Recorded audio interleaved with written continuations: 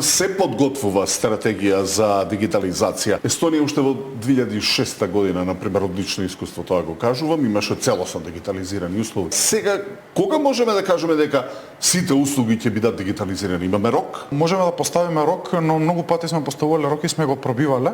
Поентата во моментот Македонија е лидер во регионот по бројот на дигитални и на електронски услуги, но за жал се тргнало од погрешна стратегија да се дигитализираат услугите што биле најлесни за дигитализација, а не услугите кои што граѓаните најмногу ги употребуваат. Нашиот фокус сега е да одиме во два правци. Едниот правец е да ги дигитализираме услугите што граѓаните најмногу им се потребни, најмногу ги користат, за да ја поткренеме свесноста дека постојат вакви електронски услуги и секако паралелно со тоа да одиме со оние институции кои што се најподготвени за брза дигитализација на нивните услуги.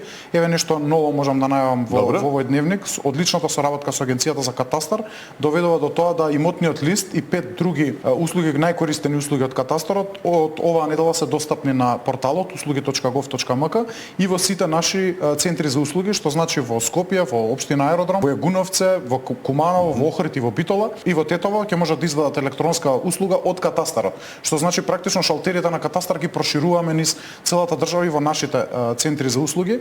Изводот катастарски план, промени, предбележувања, така натаму, тие се најкористените. Мислам дека во наредниот период и сите услуги кои што катастарот веќе ги нуди електронски ќе успееме да ги закачиме. Тоа значи дека нема да им треба хард копи или документ. Токму така, со измените... Дека ќе биде тоа со, не знам, дигитален печат, дигитален жиг, подпис. Тоа е идејата. Со измените на Законот за електронски документи, од 1 јануари, секој документ кој што ќе го испечатите од порталот, што значи дека електронски документ, ќе може да го користите исто како традиционалниот документ со синиот печат.